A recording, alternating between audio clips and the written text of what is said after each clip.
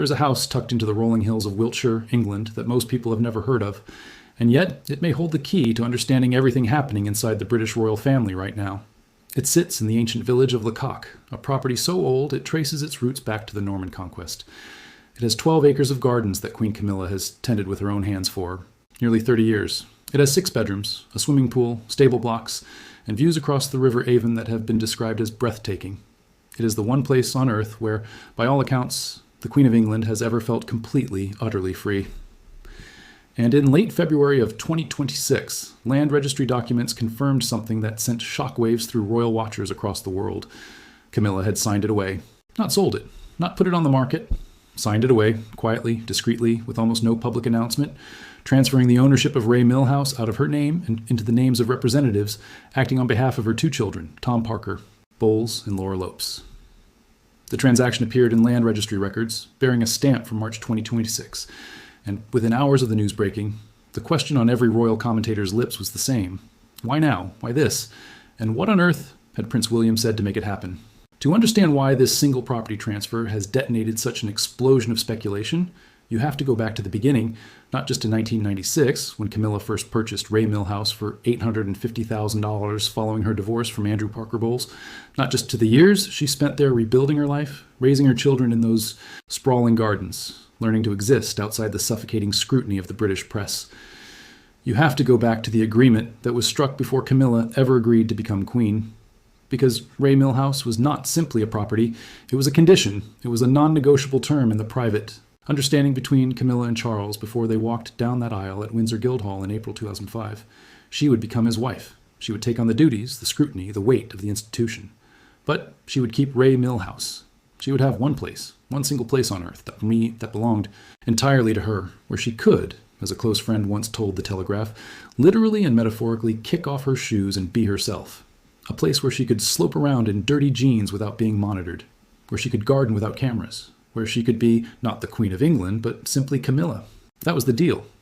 And now, in the space of what sources are describing as roughly 72 hours, that deal appears to have been fundamentally altered. When the news first broke that Ray Mill House had quietly changed hands, Buckingham Palace offered no comment, no statement, no clarification. The silence from the palace was, in itself, deafening. Because when the royal family has nothing to say about something, it usually means the something is significant enough that they cannot find the words. And the timing of this transfer, arriving just days after reports emerged that Prince William had delivered a sharp, uncompromising ultimatum to his stepmother, meant that the 2 events were immediately and perhaps inevitably connected in the minds of everyone paying attention. So what exactly was the ultimatum? What were the 3 words that William reportedly delivered that sent Camilla scrambling to rearrange her most personal asset? According to multiple sources cited by outlets, including Radar Online, the message from the Prince of Wales to Queen Camilla was stark and unambiguous. Stay away from Fergie. Those 3 words, stay away from Fergie, cut right to the heart of what has become the most dangerous situation the British royal family has faced in years. Because Sarah Ferguson, the former wife of Prince Andrew, has found herself prominently featured in the files released by the United States Department of Justice in connection with the Jeffrey Epstein scandal. And Prince Andrew himself, formerly known now as Andrew Mountbatten Windsor, following the stripping of his HRH title, had been arrested in the weeks leading up to this confrontation. The arrest of Andrew fundamentally changed the calculus inside Buckingham Palace. What had previously been a manageable, if deeply embarrassing, situation had now crossed into criminal territory. The palace walls, which had held out the worst of the scandal through years of carefully worded statements and strategic distances, were suddenly looking far more permeable. And William, who, by all accounts, has been operating with increasing urgency as the man who will one day inherit the throne, looked at the Epstein files, saw Sarah Ferguson's name appearing repeatedly, looked at his stepmother, Camilla's close and long-standing friendship with Fergie, and decided that ambiguity was no longer an option. An insider cited by Radar Online described William's position in terms that left no room for interpretation. In his mind, the only responsible strategy is total separation from Fergie and Andy. No ambiguity, no half measures. He sees drawing a hard line as the safest way to insulate the institution from further reputational harm. And another source added that William had been, quote, unequivocal about wanting absolute alignment within the family on this. The word unequivocal is not a soft word. It is not the language of a polite request. It is the language of someone who has already decided what is going to happen and is informing others of that decision. The problem, and this is where the story becomes genuinely complicated, is that William is not yet king. Charles is still on the throne, and constitutionally, the authority of the monarchy rests with the reigning sovereign, not the heir apparent. Several senior royal figures were reportedly deeply uncomfortable with the force with which William delivered his ultimatum. One insider described his behavior as having, quote, massively overstepped the mark. There is talk in certain circles, the same source said, that he may be stepping outside the boundaries of his current role. It creates the perception that the crown is effectively his already, even though, formally, it is not. And this is where King Charles becomes part of the equation. Because the ultimatum that William delivered to Camilla did not land in a vacuum. It landed inside a marriage that was already, by multiple accounts, operating under considerable strain. Charles and Camilla have always maintained separate residences as part of their arrangement. She at Raymill in Wiltshire, he at Highgrove in Gloucestershire, both of them together during the week at Clarence House in London. Royal experts have consistently described this as a practical arrangement that works for two independent people with demanding schedules. And that is true as far as it goes. But sources close to the situation have been saying something more pointed in recent months. They have been saying that what began as a choice has begun to look more like a reality, that the time spent apart has been growing, that the closeness that once defined what many observers considered a genuinely loving partnership has been slowly, quietly eroding under the weight of Charles's cancer diagnosis and treatment, the relentless public pressure since the coronation in 2023, and the exhaustion that comes from navigating a monarchy that has not had a moment's peace since the death of Queen Elizabeth II. One source told Now to Love with a candor that was striking, Camilla has days when she wishes she and Charles had never been crowned. They've had such a terrible time with Harry and losing the Queen, but since their coronation, it's been hell. And then the source added something that cut even deeper. His diagnosis took over everything, and their relationship hasn't been able to evolve from the carer-patient dynamic. Charles is absorbed in his health and responsibilities. Camilla prioritizes her time at Raymill. At this point, it's the crown that binds them, not the relationship itself. And now, into that already strained dynamic, William had inserted himself with a demand that put Camilla in an impossible position.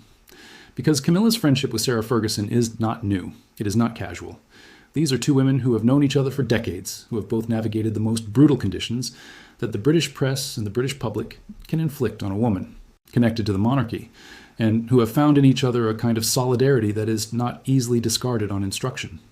For William to demand that Camilla simply cut Fergie off, cold, complete, total, was not asking her to rearrange a social calendar.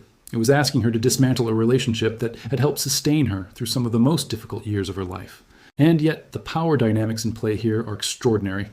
Because William is not just the heir to the throne, he is the man who will one day determine Camilla's position within the monarchy after Charles is gone.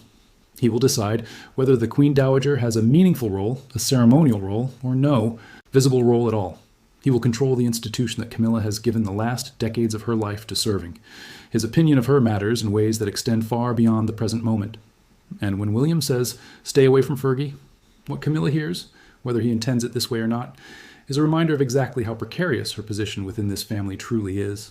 What makes the timing of the Raymill transfer so striking is that it happened within days of this confrontation becoming public knowledge. And it is worth being precise about what the transfer actually was and was not. Camilla did not sell Raymill House. She did not put it on the open market. She did not take the money and walk away. According to land registry records, the newly registered owners of the property are her son-in-law, Harry Lopes, and a financier named Jake Irwin. But GB News reported that Lopes and Irwin hold the legal title as trustees for land registry purposes only. They are not the beneficial owners. The actual beneficial interest in the property remains with Camilla's children, her daughter Laura Lopes, who is married to Harry Lopes, and her son Tom Parker Bowles. In practice, what Camilla did was move the formal ownership of Raymill out of her own name and into a family trust structure that keeps the property within her immediate family while removing it from direct association with her own personal assets. There are multiple explanations for why someone would do this. The most straightforward is inheritance planning and tax efficiency, a perfectly routine financial arrangement that wealthy families across Britain make every day. Royal sources were quick to suggest exactly this. Everyone is hoping, one palace insider told journalists, that Camilla is simply making a move for tax reasons. But the same insider immediately added the sentence that made the headline, "But there have been rumors about Charles and Camilla's marriage for a while." And then there is the Andrew dimension, which several sources have identified as potentially the most significant driver of all. Because Andrew Mountbatten Windsor's legal situation is deteriorating in ways that threaten to pull the financial affairs of the entire royal family into public view. The specific concern is this. If Andrew is forced into bankruptcy proceedings, those proceedings would require the disclosure of every asset, liability, and transaction connected to him. That would include the terms of a 2022 financial arrangement that reportedly involved a loan from his mother, the late Queen Elizabeth, and from his brother, King Charles. Once that information becomes subject to court-ordered production, creditors can demand documentary evidence, which means bank transfers, trust documents, duchy accounts, and correspondence with Charles could all potentially become public record. One source described it bluntly as the perfect storm that could crowbar open the royal purse. And in that context, the logic of Camilla quietly. Moving her most significant personal asset into a family trust structure becomes considerably more than a routine financial decision. It looks like preparation for uncertainty, preparation for a situation in which the financial affairs of the people around her might become uncomfortably public, and in which having a major property sitting in her personal name might not be ideal. Whether that preparation relates primarily to Andrew's legal exposure, or whether it relates to something more personal, to the state of her marriage, to William's ultimatum, to a quiet reckoning with what her future inside this institution actually looks like, that is the question that no one inside Buckingham Palace is willing to answer. What we know for certain is what the property means. Ray Mill House is not simply real estate. It is the physical embodiment of the agreement Camilla made with herself when she entered this family. It is the proof that she would not simply disappear into the institution. It is the place where her daughter Laura and son-in-law Harry Lopes held their wedding reception in 2006, filling the gardens of the house that had been Camilla's sanctuary during her divorce with the laughter of a new marriage. It is the place where she retreated in September 2022, quietly and without ceremony, in the days immediately following the death of Queen Elizabeth II, returning to the one place that had always felt like home during one of the most overwhelming moments of her life. It is the place where she described gardening as the best therapy in the world, where she joked about watering her vegetables during a drought, where she could be, as she once put it, genuinely proud of her veggie in a way that no amount of royal ceremony could replicate. And it is the place that King Charles himself evidently wanted to protect. In 2025, reports emerged that the king had spent $3 million of his own private funds purchasing a property called the Old Mill, which sits directly adjacent to Ray Mill House and shares its private lane. The significance of that purchase was not lost on anyone following the story. Charles does not spend $3 million on a neighboring property to a house that he expects to leave the family's orbit. He bought that house to ensure that whatever happens to Ray Mill, the surrounding environment remains controlled, private, and protected from outside intrusion. The two properties together, Ray Mill and the Old Mill side by side on a private lane in the Wiltshire countryside, suggest a future in which Ray Mill remains part of the extended royal private landscape, regardless of who formally holds the title deeds. And perhaps that is the real answer to the question of what is happening here. Perhaps the transfer of Ray Mill into the names of her children's representatives is not a sign of Camilla retreating, or of Camilla being pushed out, or of a marriage collapsing, or of a stepmother caving to a stepson's ultimatum. Perhaps it is something more deliberate than any of those narratives. Perhaps it is Camilla, who has spent 30 years being underestimated, misread, and written off by people who did not take her seriously enough, doing exactly what she has always done when the ground shifts beneath her feet, securing the things that matter to her, protecting the people she loves, keeping control of the situation by quietly rearranging the pieces before anyone else can touch them. Because here is what gets lost in the breathless coverage of property transfers and royal ultimatums and land registry timestamps. Camilla Parker Bowles is 78 years old. She has survived a public vilification that lasted decades. She was the most hated woman in Britain at one point in her life, held responsible for the destruction of a fairy tale marriage by a public that did not want to understand the complexity of what had actually happened. She endured it. She waited. She remained. And when the moment came, she stood next to Charles in Windsor Guildhall in April 2005, married him, and began the long, patient work of changing the story. By the time of the coronation in May 2023, the woman who had once been booed in the streets of London was being crowned Queen of England before a global television audience of hundreds of millions of people. That is not luck. That is not accident. That is the work of someone who understands, at a cellular level, how to play a very long game. So when William delivers an ultimatum about Sarah Ferguson, however forcefully, however presumptuously, however constitutionally questionable his right to deliver it may be, Camilla does not panic. She does not rage. She does not issue statements or call press conferences or allow the situation to become a public confrontation that the palace would have to manage. What she apparently does is think and plan and move. The question of whether she will comply with William's demand regarding Fergie is one that no public source is willing to answer definitively. What is clear is that the friendship between Camilla and Sarah Ferguson has endured through far worse than the disapproval of the heir to the throne. These are women who understand what it means to be on the outside of the royal family looking in, to be held responsible for more than your fair share of an institution's difficulties, to be written out and written off and still somehow remain. Their bond has a particular quality that is difficult for outsiders to fully appreciate, because it is built on experiences that very few people have ever shared. What is also clear is that the tension between William and his stepmother represents something larger than a dispute over one woman's social circle. It represents a fundamental question about where power actually resides inside the British monarchy right now. Charles is still king. He is still the constitutional authority. He is still the man in whose name the country's official business is conducted. But Charles is also a man in his mid-70s who has been treated for cancer, who is managing his health with a care and deliberateness that has necessarily changed the pace and scope of his public duties. And William, 33 years younger, vigorous, increasingly confident in his own judgment about what the monarchy needs to survive the next 50 years, has been operating with an authority that sources describe as exceeding his formal brief. The ultimatum to Camilla is the most visible example of that, but royal observers suggest it is far from the only one. The strain this creates inside a family that is already navigating the fallout from Harry and Meghan's departure, Andrew's legal catastrophe, Charles' illness, and the relentless scrutiny that follows every member of the Windsor family is enormous.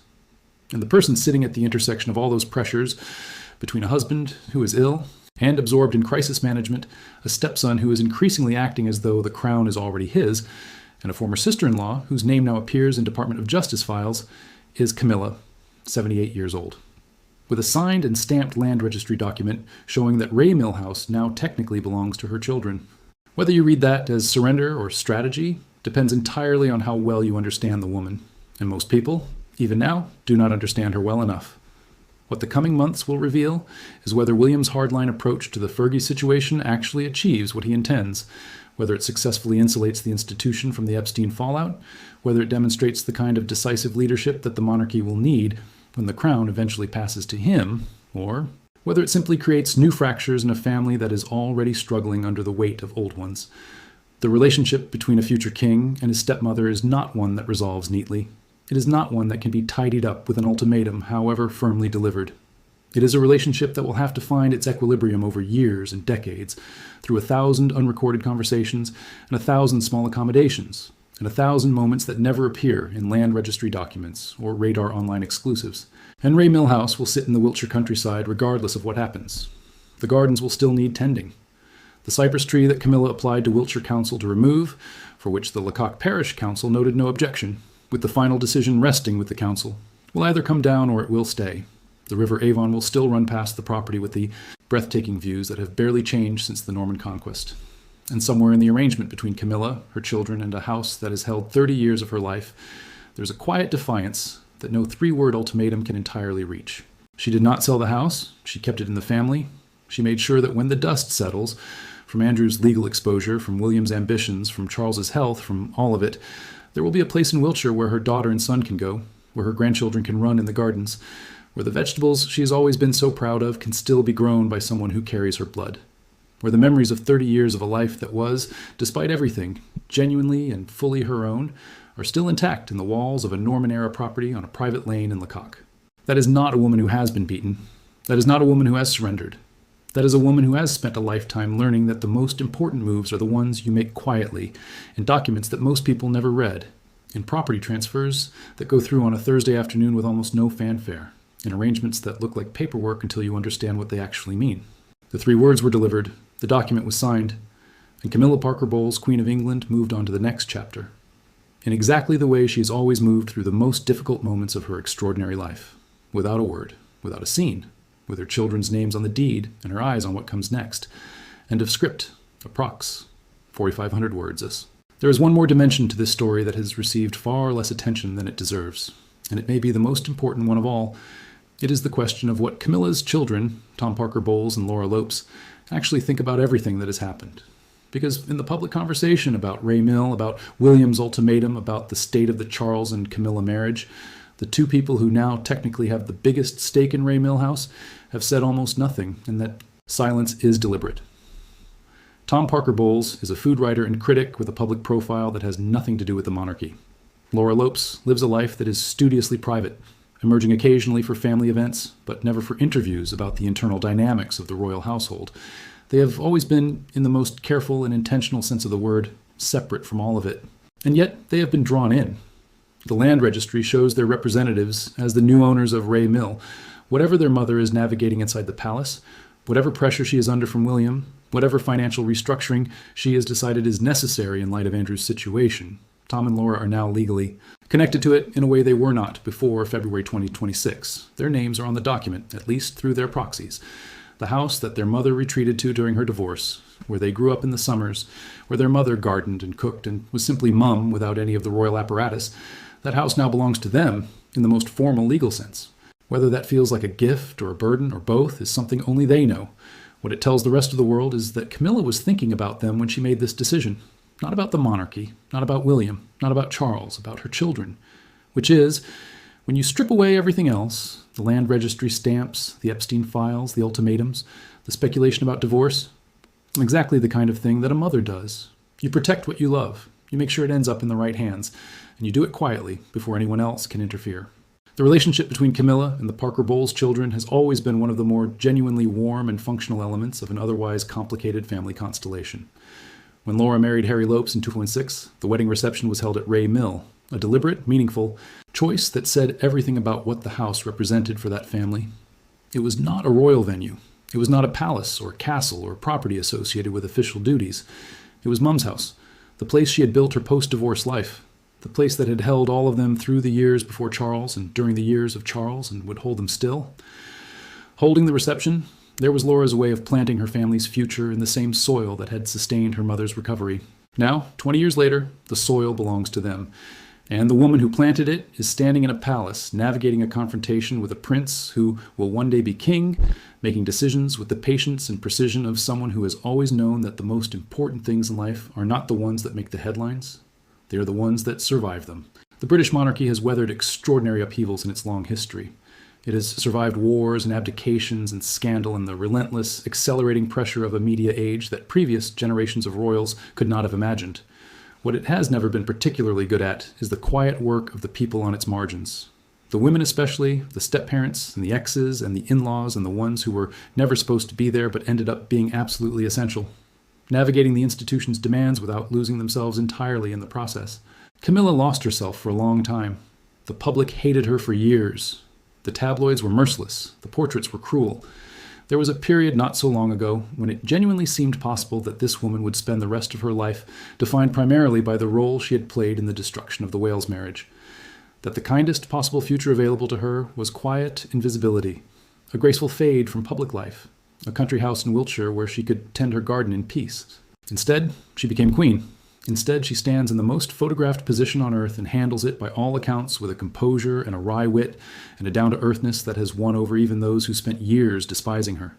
She visits hospitals and reads to school children and appears at literary festivals and delivers speeches with the confidence of someone who has finally, genuinely made peace with the life she has. She is, in the view of many who have covered the royal family for years, one of the more genuinely effective members of the working monarchy, precisely because she never pretended to be something she was not.